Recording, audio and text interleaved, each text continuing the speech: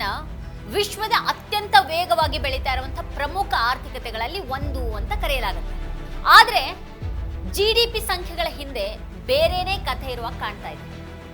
ಉದ್ಯೋಗ ನಷ್ಟ, ಕುಸಿತಾ ಇರುವಂತಹ ನೈಜ ವೇತನ, ಹೆಚ್ಚಾಗ್ತಾ ಇರುವಂತಹ ಗೃಹ ಸಾಲ, ತಗ್ತಾ ಇರುವ ಉಳಿತಾಯ ಒಂದು ಕಡೆ ಕಾಣ್ತಾ ಇದೆ. ಇನ್ನೊಂದು ಕಡೆಗೆ ದುಬಾರಿ ಆಮದುಗಳು, ವಜ್ರ, ಉಡುಪುಗಳು ಮತ್ತೆ ಸಮುದ್ರಾಹಾರದಂತಹ ಕೈಗಾರಿಕೆಗಳ ಮೇಲೆ ಒತ್ತಡ ಹೆಚ್ಚಾಗ್ತಾ ಇದೆ.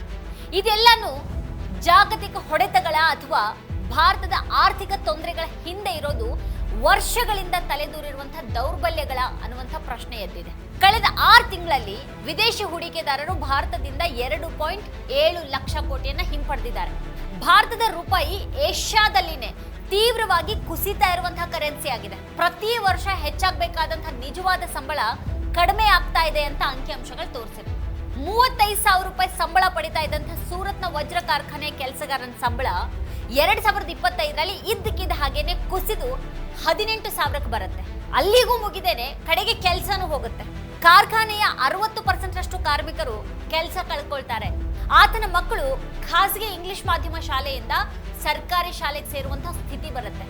ಅಮೆರಿಕ ವಿಧಿಸಿದಂತಹ ಸುಂಕಗಳ ಪರಿಣಾಮವಾಗಿ ಭಾರತದ ವಜ್ರ ಉದ್ಯಮಕ್ಕೆ ಇಂಥದೊಂದು ಹೊಡೆತ ಬಿದ್ದು ಅದು ಕೆಲಸಗಾರರ ಬದುಕನ್ನ ಅತಂತ್ರವಾಗಿಸ್ಬಿಡುತ್ತೆ.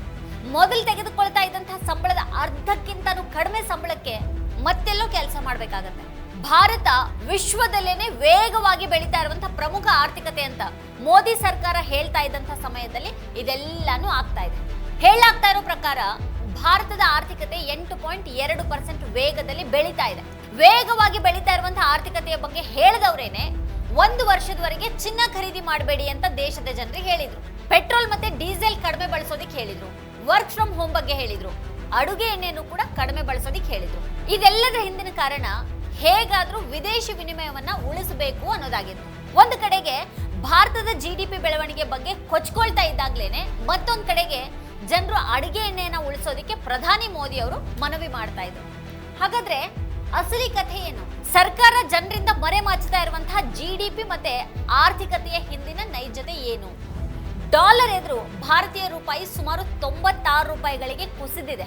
ಇದು 2026ರಲ್ಲಿ ಏಷ್ಯಾದ ಅತ್ಯಂತ ದುರ್ಬಲ ಕರೆನ್ಸಿ ಆಗಿದೆ. 2025ರ ಆಗಸ್ಟ್ 29ರಂದು ಭಾರತದ ಜಿಡಿಪಿ ಸಂಖ್ಯೆಗಳನ್ನು ಪ್ರಕಟಿಸಲಾಗಿದೆ. ಏಪ್ರಿಲ್ನಿಂದ ಜೂನ್ 2025ವರೆಗೆ ಜಿಡಿಪಿ 7.8% ದರದಲ್ಲಿ ಬೆಳೀತು. ಇದು RBIನದ್ದೇ ಮುನ್ಸೂಚನೆಗಿಂತನೂ 1.3% ಹೆಚ್ಚು. ಕ್ರೆಡಿಟ್ ರೇಟಿಂಗ್ ಏಜೆನ್ಸಿ ಫಿಚ್ ಭಾರತದ ವಾರ್ಷಿಕ ಬೆಳವಣಿಗೆ ದರದ ಮುನ್ಸೂಚನೆಯನ್ನ 6.5%ಗೆ ಅಪ್ಗ್ರೇಡ್ ಮಾಡಿ 6.9%ಗೆ ಹೆಚ್ಚು ಮಾಡಿದೆ. ಆದ್ರೆ ಈ ವಾರ ಅಷ್ಟೇ ಬಂದಿರುವಂತಹ ಅಂಕಿಅಂಶ ಮತ್ತೆ ಕಾರ್ಯಕ್ರಮ ಅನುಷ್ಠಾನ ಸಚಿವಾಲಯದ ವರದಿಯನ್ನ ನೋಡಿದ್ರೆ ಜಿಡಿಪಿ ಬೆಳವಣಿಗೆ ಕಥೆಯ ಬಗ್ಗೆ ಪ್ರಶ್ನೆಗಳೇ ಹೇಳ್ತವೆ.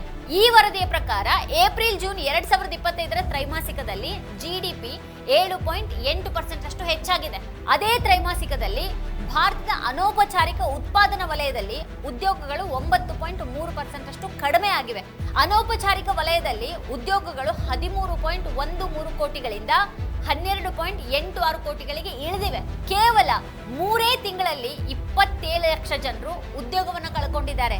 ಇನ್ನೂ ಭಯಾನಕ ವಿಷಯ ಏನು ಅಂತ ಅಂದ್ರೆ 2030ರ ವೇಳೆಗೆ AI ಮತ್ತೆ ಯಾಂತ್ರೀಕರಣದಿಂದಾಗಿ 9 ಕೋಟಿಗೂ ಹೆಚ್ಚು ಉದ್ಯೋಗಗಳು ನಷ್ಟ ಆಗುತ್ತವೆ ಅಂತ ವರ್ಲ್ಡ್ ಎಕನಾಮಿಕ್ ಫೋರಂ ಅಂದಾಜು ಮಾಡಿದೆ.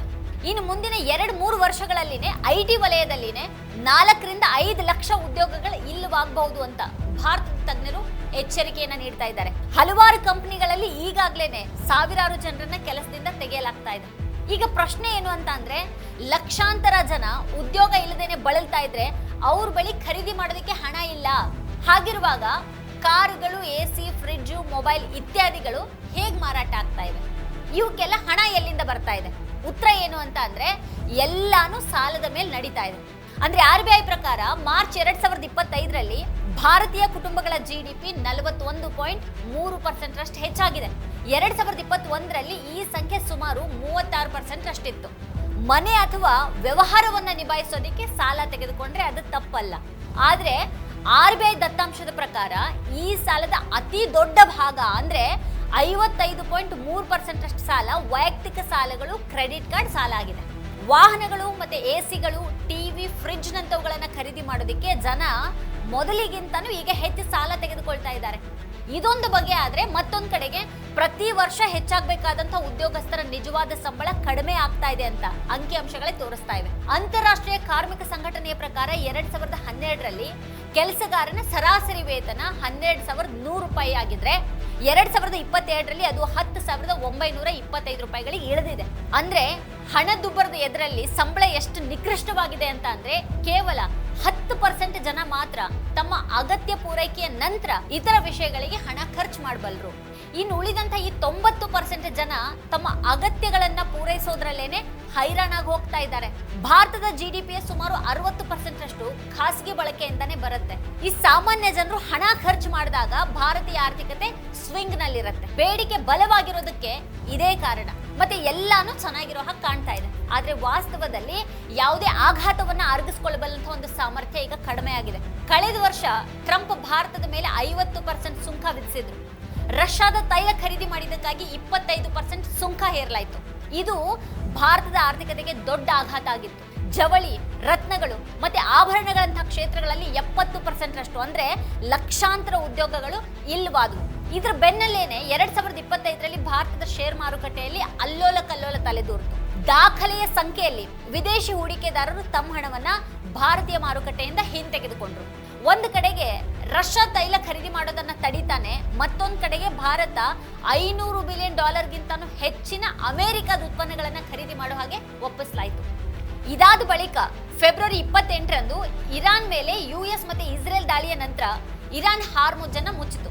ಫೆಬ್ರವರಿ ಮತ್ತೆ ಏಪ್ರಿಲ್ ಅವಧಿಯಲ್ಲಿ ಕಚ್ಚಾ ತೈಲದ ಬೆಲೆ 58% ಹೆಚ್ಚಾಗಿದೆ. ಮತ್ತೆ ರಸಗೊಬ್ಬರಗಳ ಬೆಲೆ 66% ಹೆಚ್ಚಾಗಿದೆ. ಇದು ಭಾರತ ಅತಿ ದೊಡ್ಡ ನಷ್ಟ ಕಾಣೋದಕ್ಕೆ ಕಾರಣ ಆಗಿದೆ. ಭಾರತದ ಆರ್ಥಿಕತೆ ಈಗಾಗಲೇ ಕೆಟ್ಟ ಸ್ಥಿತಿಯಲ್ಲಿತ್ತು. ಮತ್ತೆ ಇವೆಲ್ಲಾ ಹೊಡೆತಗಳಿಂದಾಗಿ ಇಡೀ ಆರ್ಥಿಕತೆನೇ ಕುಸಿತೊಡಗಿತು. ಹಾರ್ಮುಜ್ ಮುಚ್ಚಿದ ನಂತರ ದೇಶೀಯ LPG ಸಿಲಿಂಡರ್ ಬೆಲೆ ಹೆಚ್ಚಾಯಿತು. ಅಷ್ಟಾದ ನಂತರ ಕೂಡ ಸಿಲಿಂಡರ್ಗಳು ಸಿಗೋದು ದುಸ್ತರಾಯಿತು. ಕಾಳಸಂತೆಯ ಹಾವಳಿ ಜೋರಾಯಿತು. ಇನ್ನೊಂದು ಕಡೆಗೆ ಮೇ ತಿಂಗಳಿನಲ್ಲಿ 10 ದಿನಗಳಲ್ಲೇನೆ ಪೆಟ್ರೋಲ್ ಮತ್ತೆ ಡೀಸೆಲ್ ಬೆಲೆಗಳಲ್ಲಿ ಭಾರಿ ಏರಿಕೆ ಆಯಿತು. ಆದ್ರೆ ಇದೆಲ್ಲದರ ಹೊರತಾಗಿನೂ ಸರ್ಕಾರಿ ಅಂಕಿಅಂಶಗಳಲ್ಲಿ ಮೇ 2026ರ ಅಧಿಕೃತ ಹಣದುಬ್ಬರದ ದರ ಕೇವಲ 3.93% ಆಗಿತ್ತು. ಆದ್ರೆ ಜೆಎನ್ಯುನ ಅರ್ಥಶಾಸ್ತ್ರಜ್ಞ ಅರುಣ್ ಕುಮಾರ್ ಅವರು ಬಡವರಿಗೆ ನಿಜವಾದ ಹಣದುಬ್ಬರದ ದರ 4% ಅಲ್ಲ 60% ಅಂತ ಹೇಳಿದ್ರು.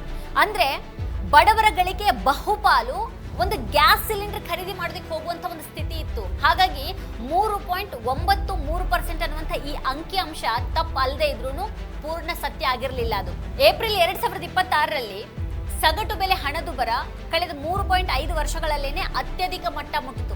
ಈ ಹಣದುಬ್ಬರದ ಜೊತೆಗೆ ಇದ್ದಂತ ಮತ್ತೊಂದು ಭಯ ಏನು ಅಂತ ಅಂದ್ರೆ ಆಮದು ಮಾಡಿಕೊಳ್ಳುವಂತಹ ಪ್ರತಿಯೊಂದು ವಸ್ತುವಿನ ಬೆಲೆ ಹೆಚ್ಚಾಗಬಹುದು ಅನ್ನೋದು.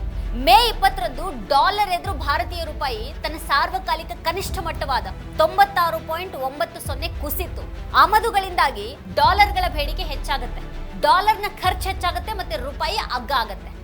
ರೂಪಾಯಿ ಕುಸಿತ ಅಂತ ಅಂದ್ರೆ ವಿದೇಶಕ್ಕೆ ಪ್ರಯಾಣ ಮಾಡೋದು ಮಾತ್ರನೇ ದುಬಾರಿ ಅಂತ ಅರ್ಥ ಅಲ್ಲ. ಭಾರತ ತನಗ ಅಗತ್ಯ ಇರುವಂತಹ ಕಚ್ಚಾ ತೈಲದ 90%ರಷ್ಟು ಆಮದು ಮಾಡಿಕೊಳ್ಳುತ್ತೆ. ಆದ್ರಿಂದಾಗಿ ರೂಪಾಯಿ ಕುಸಿತಗೊಂಡಾಗ ತೈಲ, ರಸಗೊಬ್ಬರ, ಯಂತ್ರೋಪಕರಣಗಳು ಇದೆಲ್ಲಾನು ಹೆಚ್ಚು ದುಬಾರಿ ಆಗ್ತವೆ. ಮತ್ತೆ ರೂಪಾಯಿ ಕುಸಿತದಿಂದಾಗಿ ಭಾರತದ ವಿದೇಶಿ ವಿನಿಮಯ ನಿಕ್ಷೇಪಗಳು ಕೂಡ ತೀವ್ರವಾಗಿ ಕುಸಿತವೆ. ಡಾಲರ್ಗಳನ್ನ ತರೋರು ವಿದೇಶಿ ಹೂಡಿಕೆದಾರರು, ಆದ್ರೆ ಅವರು ಈಗಾಗ್ಲೇನೆ ಹೊರಗೆ ಹೋಗಿದ್ದಾರೆ. 2025ರಲ್ಲಿ ವಿದೇಶಿ ಹೂಡಿಕೆದಾರರು ಭಾರತೀಯ ಮಾರುಕಟ್ಟೆಯಿಂದ 1.66 ಲಕ್ಷ ಕೋಟಿ ರೂಪಾಯಿಗಳನ್ನ ಹೊರತೆಗೆದುಕೊಂಡು ಹೋಗಿದ್ದಾರೆ. ಇನ್ನು ಈ ವರ್ಷದ ಕೇವಲ ಈ 6 ತಿಂಗಳಲ್ಲೇನೆ 2.7 ಲಕ್ಷ ಕೋಟಿ ರೂಪಾಯಿಯನ್ನ ಹಿಂತೆಗೆದುಕೊಂಡಿದ್ದಾರೆ. ಇದೆಲ್ಲದರ ಜೊತೆಗೇನೆ ಮೋದಿ ಸರ್ಕಾರದ ತಪ್ಪುಗಳು ಈ ಬಿಕ್ಕಟ್ಟನ್ನು ಇನ್ನಷ್ಟು ಗಂಭೀರಗೊಳಿಸಿವೆ ಅಂತ ವಿಶ್ಲೇಷಕರು ಹೇಳ್ತಾರೆ. ಮೊದಲು ಭಾರತ ರಷ್ಯಾದಿಂದ ತೈಲವನ್ನ ಖರೀದಿ ಮಾಡ್ತಾ ಇದ್ದಾಗ ಚೀನಿ ಯುವಾನ್ ಅಥವಾ ರಷ್ಯಾದ ರೂಬಲ್ಗಳಲ್ಲಿ ಹಣವನ್ನು ಪಾವತಿಸಲಾಗ್ತಾ ಇತ್ತು, ಡಾಲರ್ಗಳನ್ನು ಉಳಿಸಲಾಗ್ತಾ ಇತ್ತು. ಆದ್ರೆ ಟ್ರಂಪ್ ಒತ್ತಡದ ಕಾರಣಕ್ಕೆ ರಷ್ಯಾ ತೈಲ ಖರೀದಿಯನ್ನ ನಿಲ್ಲಿಸ್ಬಿಟ್ಟು ವೆನೆಜುವೆಲಾದಿಂದ ತೈಲ ಖರೀದಿ ಮಾಡೋದು ಶುರುವಾಯಿತು. ಆಗ ಡಾಲರ್ಗಳಲ್ಲಿ ನಾವು ಪಾವತಿಸಬೇಕಾಯಿತು.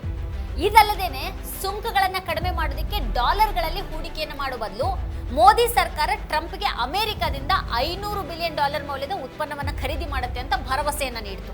ಭಾರತ ಅಮೆರಿಕನ್ ವಸ್ತುಗಳನ್ನ ಹೆಚ್ಚು ಖರೀದಿ ಮಾಡುತ್ತೆ, ರೂಪಾಯಿ ದುರ್ಬಲ ಆಗುತ್ತೆ. ಪರಿಸ್ಥಿತಿ ಎಷ್ಟು ಕೆಟ್ಟದಾಗಿದೆ ಅಂತ ಅಂದ್ರೆ ಭಾರತದ ರೂಪಾಯಿ ಪ್ರತಿ ಡಾಲರ್ಗೆ 100 ಮೀರಬಾರ್ದು ಅನ್ನುವಂಥದ್ರ ಬಗ್ಗೆ ಚರ್ಚೆ ಮಾಡಲಾಗ್ತಾ ಇದೆ. ಯುದ್ಧದಿಂದಾಗಿ ಅನೇಕ ರಫ್ತು ಕೇಂದ್ರಗಳು ಅಪಾಯದಲ್ಲಿವೆ, ಮತ್ತೆ ಲಕ್ಷಾಂತರ ಜನರ ಉದ್ಯೋಗಗಳು ಕೂಡ ಅಪಾಯದಲ್ಲಿವೆ. ತಮಿಳುನಾಡಿನ ಬಹುದೊಡ್ಡ ಉಡುಪು ಉದ್ಯಮ ಬಾಂಗ್ಲಾದೆದುರು ಪೈಪೋಟಿಯನ್ನು ಎದುರಿಸಬೇಕಾಗಿದೆ. ಸೀಗಡಿ ಉದ್ಯಮದಲ್ಲೂ ಕೂಡ ಇದೇ ಪರಿಸ್ಥಿತಿ ಇದೆ. ಬಹುಪಾಲನ್ನ ಅಮೆರಿಕಕ್ಕೆ ರಫ್ತು ಮಾಡಲಾಗುತ್ತೆ. ಆರ್ಡರ್ ಇಲ್ಲದೇನೆ ಇರೋದ್ರಿಂದ ಹೆಚ್ಚಿನ ಜನ ಕೆಲಸ ಕಳ್ಕೊಂಡಿದ್ದಾರೆ. ಇದು ಸಣ್ಣ ಉದ್ಯಮ ಅಲ್ಲ, ಸುಮಾರು 2 ಲಕ್ಷ ಜನರು ಇದರಲ್ಲಿ ಕೆಲಸ ಮಾಡ್ತಾರೆ. ಸೂರತ್ ವಜ್ರ ಉದ್ಯಮದಲ್ಲೂ ಕೂಡ ಇದೇ ಪರಿಸ್ಥಿತಿ ಇದೆ. ಇಲ್ಲಿಯವರೆಗೆ ಸೂರತ್ನಲ್ಲಿ ಸುಮಾರು 4 ಲಕ್ಷ ಕಾರ್ಮಿಕರ ಆದಾಯ ಕಡಿಮೆ ಆಗಿದೆ ಅಥವಾ ಅವರ ಕೆಲಸನೇ ಹೋಗಿದೆ. ವಜ್ರ ಕಾರ್ಮಿಕರ ಒಕ್ಕೂಟದ ಪ್ರಕಾರ ನವೆಂಬರ್ 2024 ಹೊತ್ತಿಗೆ ಸೂರತ್ನಲ್ಲಿ ಕನಿಷ್ಠ 71 ವಜ್ರ ಕಾರ್ಮಿಕರು ಆತ್ಮಹತ್ಯೆಯನ್ನು ಮಾಡಿಕೊಂಡಿದ್ದಾರೆ. ಕಳೆದ 12 ರಿಂದ 14 ತಿಂಗಳಲ್ಲಿ ಸುಮಾರು 50,000 ಕಾರ್ಮಿಕರು ಸೂರತ್ ಅನ್ನು ತೊರೆದು ತಮ್ಮ ಹಳ್ಳಿಗಳಿಗೆ ಹೋಗಿದ್ದಾರೆ. ಇದು ಹಿಂದೆ ಯಾವತ್ತೂ ಕಂಡಿರದಂತಹ ವಲಸೆ ಅಂತ ಹೇಳಲಾಗ್ತಾ ಇದೆ. ಇಷ್ಟೆಲ್ಲ ಆಗ್ತಾ ಇದ್ರೂ ಕೂಡ ಸರ್ಕಾರ ಏನನ್ನು ಮಾಡ್ತಾ ಇಲ್ಲ. ಯಾಕಂದ್ರೆ ಖಜಾನೆ ಖಾಲಿ ಆಗ್ತಾ ಇದೆ. 2014ರಲ್ಲಿ ಮೋದಿ ಸರ್ಕಾರ ಬಂದಾಗ ಕೇಂದ್ರ ಮತ್ತೆ ರಾಜ್ಯ ಸರ್ಕಾರಗಳ ಒಟ್ಟು ವೆಚ್ಚ 62 ಲಕ್ಷ ಕೋಟಿಗಳಷ್ಟಿತ್ತು. 2026ರಲ್ಲಿ ಇದು 197 ಲಕ್ಷ ಕೋಟಿಗಳನ್ನ ಮೀರಿದೆ. ಈ ಸರ್ಕಾರ ಅಧಿಕಾರಕ್ಕೆ ಬಂದಾಗ ಈ ದೇಶದ ಸಾಲ GDP ಅನುಪಾತ 56 ರಿಂದ 58% ಆಗಿತ್ತು. ಆದ್ರೆ 2024 ಹೊತ್ತಿಗೆ ಅದು 81% ತಲುಪಿತ್ತು. ಮತ್ತೆ ಈಗ ಅದು ಸುಮಾರು 82% ಆಗಿದೆ. ಹೆಚ್ಚಿನ ಅರ್ಥಶಾಸ್ತ್ರಜ್ಞರು ಬಾಕಿ ಸಾಲ ಅನುಪಾತ ಅಭಿವೃದ್ಧಿ ಹೊಂದಿದಂತಹ ದೇಶಗಳಿಗೆ 60%ಗಿಂತನೂ ಕಡಿಮೆ ಇರಬೇಕು ಅಂತ ಹೇಳ್ತಾರೆ. ಮತ್ತೆ ಅಭಿವೃದ್ಧಿಶೀಲ ರಾಷ್ಟ್ರಗಳಿಗೆ ಇದು 40%ಗಿಂತನೂ ಕಡಿಮೆ ಇರಬೇಕು. ಈ ಸಾಲದ ಪರಿಣಾಮ ಏನು ಅಂತ ಅಂದ್ರೆ ಸರ್ಕಾರದ ಹೆಚ್ಚಿನ ಆದಾಯ ಹಳೆಯ ಸಾಲ ಮರುಪಾವತಿಸೋದಿಕ್ಕೆ ಹೋಗುತ್ತೆ. ವ್ಯವಹಾರ ಮಾನದಂಡದ ಪ್ರಕಾರ ಸರ್ಕಾರದ ಆದಾಯ ಹಳೆಯ ಬಡ್ಡಿಯ 25%ಗೆ ಹೋಗುತ್ತೆ. ಇದಲ್ಲದೆ 28% ಸಂಬಳ, 15% ಪಿಂಚಣಿ ಮತ್ತೆ 15% ಸಬ್ಸಿಡಿಗಳಿಗೇನೆ ಹೋಗುತ್ತೆ. ಅಂದ್ರೆ 80%ಕ್ಕಿಂತನೂ ಹೆಚ್ಚು ಹಣ ಈಗಾಗಲೇ ಹೇಗೆ ಖರ್ಚಾಗುತ್ತೆ ಅನ್ನೋದು ನಿಗದಿಯಾಗಿದೆ. ಹೊಸ ಬಿಕ್ಕಟ್ಟನ್ನ ಎದುರಿಸೋದಿಕ್ಕೆ ಮುಂದಿನ ವರ್ಷ ಅದು 41% ಅಷ್ಟು ಹೆಚ್ಚಾಗುತ್ತೆ. ಈ ಯುದ್ಧ ವರ್ಷದ ಅಂತ್ಯದವರೆಗೆ ಮುಂದುವರೆದ್ರೆ ಭಾರತದ GDP 2.38% ಅಷ್ಟು ನಷ್ಟ ಅನುಭವಿಸುತ್ತೆ. ಮತ್ತೆ ರೈತರ ಆದಾಯ 27% ಅಷ್ಟು ಕುಸಿಬಹುದು. 2018ರ ಅಧಿಕೃತ ಮಾರ್ಗಸೂಚಿಯಲ್ಲಿ ಭಾರತ 2025 ವೇಳೆಗೆ $5 ಟ್ರಿಲಿಯನ್ ಆರ್ಥಿಕತೆಯಾಗುತ್ತೆ ಅಂತ ಸರ್ಕಾರ ಬರೆದಿತ್ತು. ಈ ಹಿಂದೆ 2022ರ ಗಡುವನ್ನ ನೀಡಲಾಗಿತ್ತು. ಅದಾದ ನಂತರ ಈ ಗಡುವನ್ನ 2025ಕ್ಕೆ ವಿಸ್ತರಿಸಲಾಯಿತು. ಆದ್ರೆ ಈಗ 2026ರಲ್ಲಿ ಭಾರತದ ಆರ್ಥಿಕತೆ $3.9 ಟ್ರಿಲಿಯನ್ ನಲ್ಲಿ ಸಿಕ್ಕಾಕೊಂಡಿದೆ. ಆದ್ರೆ ಇದು ಸಾಧ್ಯ ಆಗೋದಿಕ್ಕೆ 2030ರವರೆಗೆ ಕಾಯ್ಬೇಕಾಗಬಹುದು ಅಂತ ಹೇಳಲಾಗ್ತಾ ಇದೆ. ಹಾಗಾಗಿನೇ ಈ ರಾಜಕಾರಣಿಗಳ ಭಾಷಣಗಳಲ್ಲಿ ಈಗ ಟ್ರಿಲಿಯನ್ ಬಗ್ಗೆ ಅಬ್ಬರ ಇಲ್ಲವಾಗಿದೆ. ಪರಿಣಿತರು ಹೇಳೋ ಪ್ರಕಾರ ಸರ್ಕಾರ ಏನಾದ್ರೂ ಬಯಸಿದ್ರೆ ಹಣವನ್ನ ಉಳಿಸಬಹುದು, ಆದ್ರೆ ಸರ್ಕಾರ ಬಯಸ್ತಾ ಇಲ್ಲ. ಅದು ಜನರ ಮೇಲೆ ಸಂಪೂರ್ಣ ಹೊರೆಯನ್ನ ಹೊರಿಸೋದಿಕ್ ಬಯಸುತ್ತೆ. ಮೋದಿ ಯಾವ್ದಾದ್ರೂ ಒಂದು ದೇಶಕ್ಕೆ ಭೇಟಿಯನ್ನ ನೀಡ್ತಾನೆ ಇರ್ತಾರೆ. ಅಲ್ಲಿ ಅವರಿಗಾಗಿ ನೃತ್ಯ ಮತ್ತೆ ಗಾಯನ ಕಾರ್ಯಕ್ರಮಗಳನ್ನ ಆಯೋಜಿಸಲಾಗುತ್ತೆ. ಅದಕ್ಕೆ ಯಾರು ಹಣ ನೀಡ್ತಾರೆ? ಅಲ್ಲಿಯೂ ಕೂಡ ತೆರಿಗೆದಾರರದೇ ದುಡ್ಡು. ಅದೇ ರೀತಿ ಸರ್ಕಾರ ಈ ಸುದ್ದಿ ವಾಹಿನಿಗಳಿಗೆ ಜಾಹೀರಾತನ್ನ ನೀಡೋದಕ್ಕೆ ಸಾವಿರಾರು ಕೋಟಿ ರೂಪಾಯಿಗಳನ್ನ ಖರ್ಚು ಮಾಡ್ತಾ ಇದೆ. ಇಂಥ ಕಷ್ಟದ ಸಮಯದಲ್ಲೂ ಕೂಡ ಜಾಹೀರಾತುಗಳು ಮತ್ತೆ ಬಿಲ್ ಬೋರ್ಡ್ಗಳ ಅಗತ್ಯ ಇದೆಯಾ? ಇಡೀ ಸೂರತ್ ಅಥವಾ ತಮಿಳುನಾಡಿನ ವಜ್ರ ಮತ್ತೆ ಉಡುಪು ಉದ್ಯಮ ಮುಚ್ಚಿ ಹೋಗ್ಬಿಟ್ರೆ ದೇಶಕ್ಕೆ ದೊಡ್ಡ ನಷ್ಟ ಆಗುತ್ತೆ. ಮತ್ತೆ ಇದೇ ವೇಳೆ ಬರ್ತಾ ಇರುವಂತಹ ಮತ್ತೊಂದು ಎಚ್ಚರಿಕೆ ಏನು ಅಂತ ಅಂದ್ರೆ ಎಲ್ ನಿನೋದಿಂದಾಗಿ ಗ್ರಾಮೀಣ ನಿರುದ್ಯೋಗ ಹೆಚ್ಚಾಗತ್ತೆ ಅನ್ನೋದು. ಇದೆಲ್ಲಾನು ಎಲ್ಲಿಗೆ ಹೋಗಿ ಮುಟ್ಟಲಿದೆ ಅನ್ನೋದು ಈಗಿನ ಬಹುದೊಡ್ಡ ಆತಂಕ ಆಗಿದೆ. ವೀಕ್ಷಕರೇ, ಈ ಕುರಿತು ನಿಮ್ಗೆ ಏನ್ ಅನ್ಸುತ್ತೆ, ಏನ್ ಅಭಿಪ್ರಾಯ ಇದೆ ಅದನ್ನ ವಿಡಿಯೋ ಕೆಳಗಡೆ ಕಮೆಂಟ್ ಮಾಡಿ ನಮಗೆ ತಿಳಿಸಿ. ಇದೇ ಹೊತ್ತಿನ ಸ್ಪೆಷಲ್ ನೋಡ್ತಾ ಇರಿ ವಾರ್ತಾ ಭಾರತಿ. ನೀವಿನ್ನೂ ವಾರ್ತಾ ಭಾರತಿ ಯೂಟ್ಯೂಬ್ ಚಾನೆಲ್ ಅನ್ನ ಸಬ್ಸ್ಕ್ರೈಬ್ ಮಾಡಿಲ್ಲ ಅಂತಂದ್ರೆ ಈ ಕೂಡಲೇ ಸಬ್ಸ್ಕ್ರೈಬ್ ಮಾಡಿ, ಹಾಗೆ ಪಕ್ಕದಲ್ಲೇ ಇರುವಂತಹ ಬೆಲ್ ಐಕಾನ್ ಪ್ರೆಸ್ ಮಾಡಿ ನಮ್ಮನ್ನ ಪ್ರೋತ್ಸಾಹಿಸಿ. ನಮ್ಮ ಕಾರ್ಯಕ್ರಮಗಳನ್ನ ನೀವು ನೋಡ್ತಾ ಇದ್ರೆ ನಮ್ಮ ಚಾನೆಲ್ ಅನ್ನ ಸಬ್ಸ್ಕ್ರೈಬ್ ಮಾಡಿ, ಪಕ್ಕದ ಬೆಲ್ ಐಕಾನ್ ಒತ್ತಿ ನಮ್ಮನ್ನ ಬೆಂಬಲಿಸಿ. ಹಾಗೆ ನಮ್ಮ ಕಾರ್ಯಕ್ರಮಗಳನ್ನ ಲೈಕ್ ಮಾಡಿ, ಕಮೆಂಟ್ ಮಾಡಿ, ಅದನ್ನ ಬೇರೆಯವರಿಗೂ ವಾಟ್ಸ್ಆಪ್ ಮೂಲಕ ಶೇರ್ ಮಾಡಿ. ನೀವು ಹೀಗೆ ಮಾಡಿದಾಗ ನಮ್ಮ ಚಾನೆಲ್ ಇನ್ನಷ್ಟು ಮತ್ತಷ್ಟು ಜನರಿಗೆ ತಲುಪಲು ನೀವು ನಮ್ಮೊಂದಿಗೆ ಸಹಕರಿಸಿದ ಹಾಗಾಗುತ್ತೆ. ಇದು ನೀವು ಯಾವುದೇ ಖರ್ಚಿಲ್ಲದೆ ಕೆಲವೇ ಸೆಕೆಂಡುಗಳಲ್ಲಿ ನೀಡಬಹುದಾದ ಸಹಕಾರ. ಧನ್ಯವಾದಗಳು.